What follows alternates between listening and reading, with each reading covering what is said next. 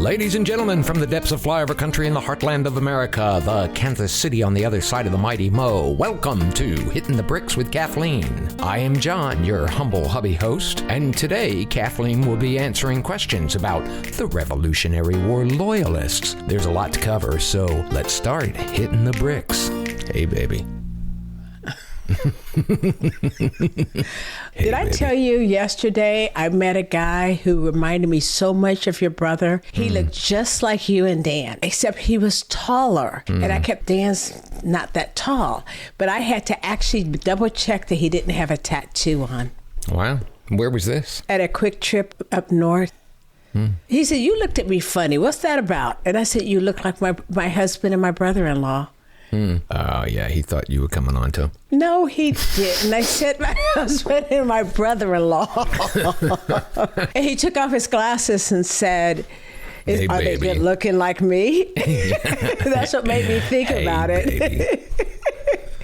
They're shorter, but yeah, they're really good looking. Yeah, He's my husband. You're giving away the family secrets, yeah. Oh, God.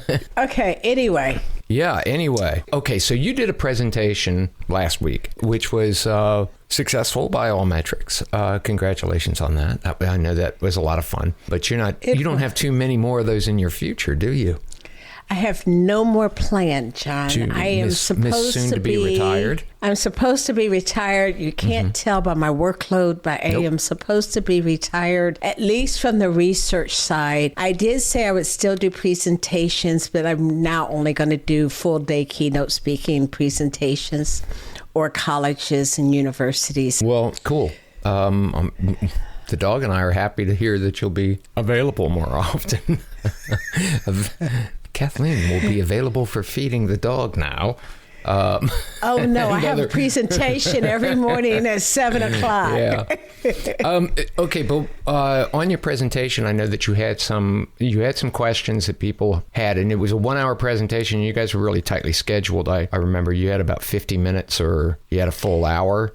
And there was really just a 10-minute break between speakers, right? That is correct. And it was a very tight schedule. It was 1 hour for me to cover all of the Revolutionary War. The Revolutionary War lasted a little longer than an hour. And then the person after me, Bill Edelman, did the Civil War. And then we had the State Archives and someone from the Midwest Genealogy Center. It was an excellent day to spend with people who love what you love. But it's just that there's no way I could have gotten to all the questions. So now we've got some of those questions that we're going to take care of on the podcast. So do you want to introduce them? Or? Well, there's about 7. Okay. The biggest bulk of them were on the Loyalists, which I thought was interesting. Okay. So in the Loyalists, we're talking about Revolutionary War Loyalists. That's correct. Those were the folks who were completely happy with the life they had being subjects of England. The taxes and tariffs didn't bother them at all because they were already set up, my understanding was. And so these are the people who still didn't mind paying extra tax on their slaves after the Stamp Act. Okay, so let's truly, the Loyalists were people of property, weren't they? Many of them were people of property. They were really loyal to the British flag. The questions I British had, crown, John, or the British half crown.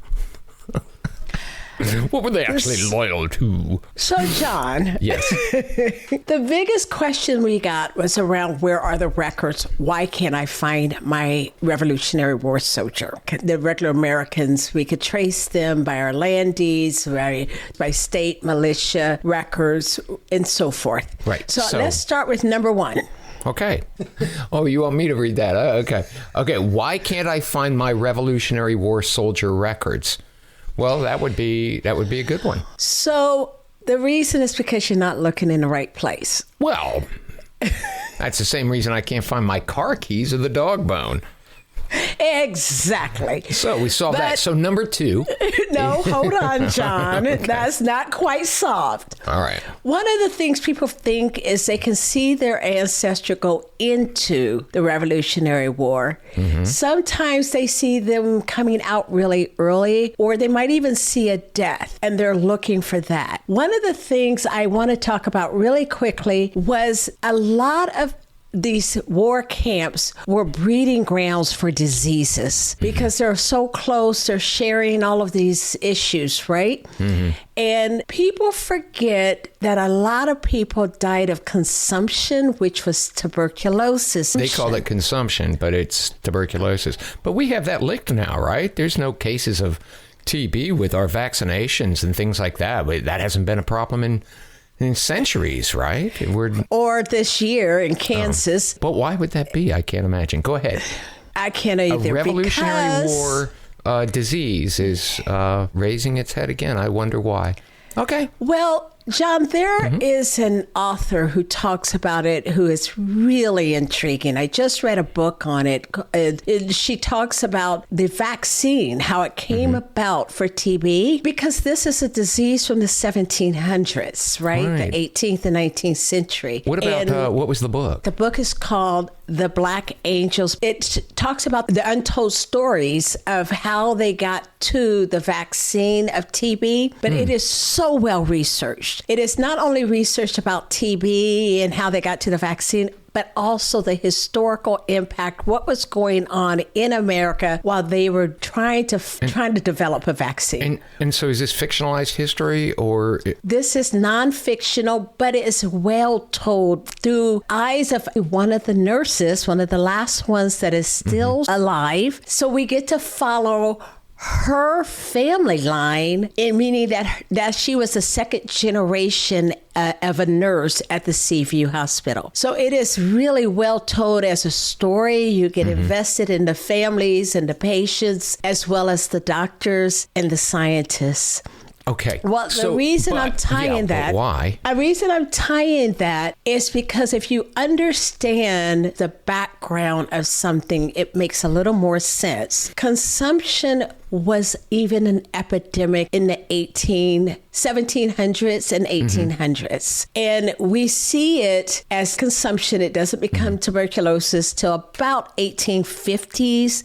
Okay. And so at that point, you'll see it differently on death certificates or documents. Okay. The early letters, that's what you'll see. But it doesn't necessarily say he died from this disease. So your Revolutionary soldier, you might find a letter or correspondence or something in a military record. So in the case of contracting consumption, I would assume that the goal when they identified it was to get them away from the other soldiers. So is it possible that my Revolutionary soldier was pulled from his unit and stuck in a sanatorium or a terium? Which was it, a sanatorium or a sanitarium? An institution of some sort. But no, they did not have them at that point. Oh, they didn't? Normally sent them home to infect the rest of the community, John. Well, fantastic. But nothing makes you appreciate medical advances more than a little bit of history. So that's one of the reasons. It's just because of sickness, how they handled sickness, and where was your ancestor at the time, and who was he fighting for? Right. Because he might not have been at all. We were mentioning Loyalists, and there's also the Hessians, there's the militia. Okay, but is that a good intro now to talking about the Loyalists? Because the Loyalists, they wouldn't have had tuberculosis, I'm sure, or consumption. They would have had their own tent away from the other. No, they wouldn't have been fighting at all. They would have had They would have been deferred, right? That's a reason why you might not find them, any of your Revolutionary War records, because of epidemics. Because of epidemics. And because of death. They might have died on the road. Mm-hmm. So let's just talk about the Loyalists, who they were first. Well, first, how many Loyalists fought in the Revolutionary War? What percentage are we talking about if we have a percentage on that? Is that a lot of them that did that? Well, there was a total of up to 25,000. Remember, the people fighting for the colony were the Patriots. Traitors. Yeah, they were the traitors. They were the Patriots. Traitors to the crown. They were traitors to the crown. Okay, they called the Patriots. Yes, we call them Patriots, right? When When they're fighting for the cause we support, they're patriots, yes. Freedom fighters, I imagine. So, John...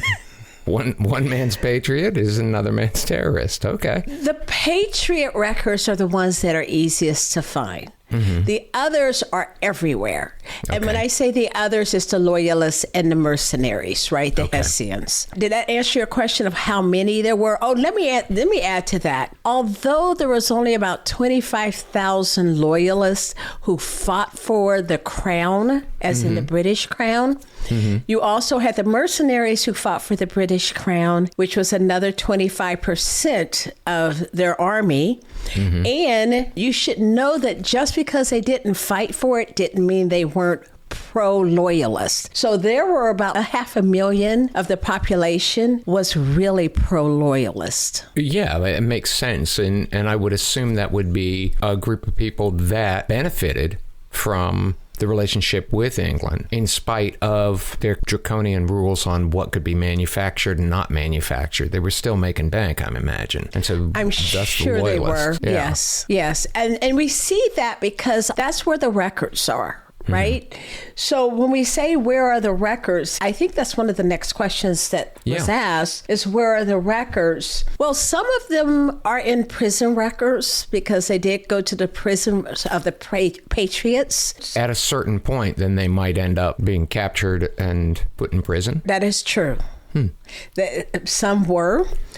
But one of the other things I want to mention about that, the British paid them and the Canadians also accepted them. So there's also these pension records that the Loyalists, they didn't get pensions from the U.S., obviously, but they did get it from other governments. So is it possible that I might need to check pension records in England to find out? That is correct. You're going across the pond again. Canada, you can find a lot of records, though, also on the United States side, too. But you have to go also to the state side, like New York, Massachusetts. They're also listed in some of the county probate records in the South.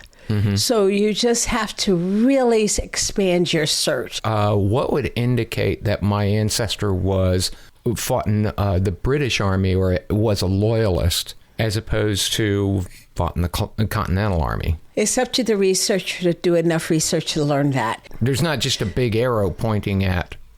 No. Okay. There are certain these records we are looking for a name. Also in 1840, the census records talk about the pensioners for really the colonies. But we also will see records that might mention the Loyalists or the mercenaries because a lot of them did not leave the United States after the Revolutionary War. So even the ones that fought for the Loyalists? All of those the mercenaries decided to stay? Yes. Like, whoa, this isn't such a bad place after all. A lot of them were getting paid. They got paid much more than our soldiers in the colonies. But they also realized that they didn't really have to fight. They signed a contract, but they never went back to England or Germany, rather. They didn't have to fight. And so they just stayed in America and they deserted the entire mercenary service that they were supposed to be doing. I'm going to have to get an opinion on that. I don't even know where to land on that. I think I feel like I should be judging someone. I should be calling somebody some kind of, well, my God, they have no respect for contracts or, I don't know where to land on that. So give me a week and next podcast, I'll tell you how I feel about the mercenaries that fought on both sides. Right now, my opinion's rather low. They didn't necessarily fight on both sides. They just didn't go back and they might have deserted and set up camp somewhere. That might be even worse. I might have more of a problem for those who just decided to stay and not even fight. Sorry. So, John, I'm going to write a blog for repositories that people might want to research in, especially if they've gotten to the point that they know that their ancestors are loyalists. We have to think out of the box as to where are those records. So where are those records? They're in prisoner of war records. They're in state and local governments. They're in confiscation of estate records. They are. So you really do have to just kind of dig through. You're going to get an indication at some point. Yeah, one of the big sets of records that I like to go to when I'm doing the research is the Library and Archives of Canada, which is LAC. That is a really big one. I'm looking for land petitions because LAC? Library and Archives of Canada. Oh. And they would hold things like the land petitions, the military service records, the Loyalists muster rolls. That's a great place to start your research. If you can't find them and you were told that they served in the Revolutionary War, that's a good place to start. And Loyalist claims, because remember, the British Crown was also awarding land as well as pay to their soldiers. There's another record that I like that actually has already followed some family trees, and it is the United Empire of Loyalists Association of Canada. And they have compiled biographies and family histories and some research tips. So I will put all of this in a blog. So you can find some like firsthand accounts of Loyalists? Well, it might be that their paperwork is already compiled within this organization because somebody has already traced your ancestor. Oh, okay. Okay, so that would be, and again, of course, it'll be in your A3 genealogy blog. Yes. And John, I must remind you that these people, I must remind you, John, that our Loyalists after the Revolutionary War, they might have settled in the Caribbean or in Ontario or Quebec. Nova Scotia is a really big place. Yes. Because they might not have been too welcome or felt too welcomed in the colonies after. That is correct also. Yeah. I find them sometimes up there on that border in Albany, New York area that they come back and forth. Over the years, I have found quite a few who went from New York, went to Canada way after the Revolutionary War, came back to the stateside. So, John, we're on number 6 of the questions now. Well, this would be the Hessen. Oh, I don't know about the Hessen. Mercenary. Yeah. Yes. So the Hessen mercenaries, they were Germans, right? They were Germans, and they were paid by the Brits to fight for the crown. And they were paid really well. But if you were a slave, if you were from the South, this is where we see the big in exchange for freedom. That is correct. And that is a big question that came up even in the presentation, not just for Revolutionary War, but for the Civil War. A lot of our soldiers, it's thought that they were just running away and grabbing guns somehow. And if they could get on the Union line, they were free. Right. But a lot of those in the South or even in southern Missouri couldn't just get to a Union line like that. I mean, one of the reasons why slave narratives are so compelling is because we think in distances in cars. When you say now we're going to do 200 to 500 miles from the South on foot. Yeah. And not get caught. Yeah, not get caught, and you're going to have to eat. It's completely different. So just like my ancestors in both the Civil War on my paternal side and on the Revolutionary War on my maternal side, they were substitutes. They substituted for a white man who didn't want to do the service, and they would purchase enslaved people and make agreements with their enslaver so that they could fight in their stead. And in that case... Well, a lot of wealthy landowners at the time, too, had bone spurs. John, I heard was a thing that affects very, John, I am going to go back to the Revolutionary and Civil War before I come over there and pop you on the head.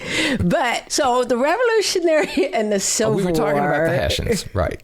The Hessians. As I mentioned, they got these great salaries to come here, and they got free transportation. So once they got here, they may have fought, they may not have fought. They were not really loyal. It was a financial move for them. And so while I do have German in my background, as far as I know, none were related. I came over much later than any of the Hessians that might have been fighting for the crown. John, your family didn't come till after the Civil War. Mm-hmm. That's my point. We weren't here for all this mess. Nope, that wasn't our dig. So I mentioned the African American disparity in pay, but there were up to about 9,000 men, African American men, are often seen as mulatto if they were biracial. They served in the Continental Army and in the Navy and in the militia. Wow. So we can't forget them. That was one of our questions, John, was how many African Americans and mulatto soldiers fought in the Revolutionary War, and did they get paid? The answer is some got paid. So I already mentioned that the free colors in the North were paid the same as the white soldiers. Those in the South did not necessarily, because it was by state, by militia, and whether or not they were free. And there are certain ones that everyone knows about, like the Rhode Island Revolutionary War soldiers. They are well known in our history books, if we have history books. And so I mention that because this person asked me about the actual pay of it. On that same blog post, I'll put up a disparity chart so that the attendee of that presentation on the 12th will have that, and also where to get the information for African American Revolutionary War research. Oh, great. One of the questions that's not on this list, but I got, is do African Americans belong to the DAR and the SAR? And the answer to that is yes. I don't, because I wish not to, but I have friends who are African Americans who have joined, and other genealogists, Black genealogists who are members of the DAR. I would think that they should be. They fought for the same thing, have been fighting for the same thing since the Revolutionary War. One could argue they are still fighting for the same things they fought for in the Revolutionary War. And so that's what they do remain sons and daughters. I proudly brag about my Ned Griffin from North Carolina, and he did get his freedom from it. He did not get pay, but he did get his freedom. And when you are enslaved and you're fighting as a substitute for your freedom, the money goes to the enslaver. Right. They buy your freedom. Buy your freedom from your enslaver. Right. So that makes sense. In the ill way that owning people makes sense. Yes, there's sense to this. There's sense to this? There's sense to the senseless, absolutely. Did I miss any questions, John? I don't think so. This must have been a lot of fun. And I can understand why you'd have these questions since your presentation was only an hour. I can understand there might have been a whole bunch more. If you covered this kind of territory. Yes, there were. The presentation, the handouts of that presentation with the slides are online at linktr.ee/A3 genealogy, I believe. You could check the show notes and you'll find the link. Can seriously cut that out. No, I can't. I'm going to play this just the way it is. There's not an edit going on in here. Please don't. I'm hitting upload at the end of this. Go ahead. So, John, anyone who attended the April the 12th presentation on the Revolutionary War, from Muskets to Manuscripts, that particular one I put on Linktree Hittin the Bricks. Oh, okay. And so you have to go to the Linktree/Hittin the Bricks. You will see a link there, but you have to be a subscriber to access the slides, or the handout is there. Why am I subscribing to Linktree? You could connect to everything we do. And then that way you have our social media links. You have the sales for Ancestry or My Heritage. I put those up so you can yesterday. Go there. You can get information from there at your leisure. You're not going to be put on a list. We're not selling your information, all that. No, right? and we don't do anything with their emails at all, except every once in a while we give away a gift. And if that's the case, we announce that we're giving away a gift, and we send out an email to you to say you won. So what else do you have, Missy? I think that's 38 minutes of me babbling. John, I do have a lot of Ancestry DNA kits sitting on my desk that I need to give away. Oh, is that So do stack? you want- I'm looking at them. I'm looking at them from here. There's a whole stack. Is that it? Can you really see them? Yeah, I can see them. And you know what I can also see? I can see a Rolodex, a card Rolodex. I use my card Rolodex. I'm sorry. I think you've had that since corporate. I swear. You stole that from Sprint I have. International in Reston 40 years ago. I think did not I think steal Bill it. Scheibel is still looking for his Rolodex that you stole Bill from his Scheibel. Yes, I have 1, 2, 3, 4, 5, 6 Ancestry and 1 MyHeritage. Okay, so 6 or 7 Ancestry or a MyHeritage, and what do they need to do to get those? Ask Just me subscribe. a question. Ask me a question, ask but they have to Kathleen. be a subscriber.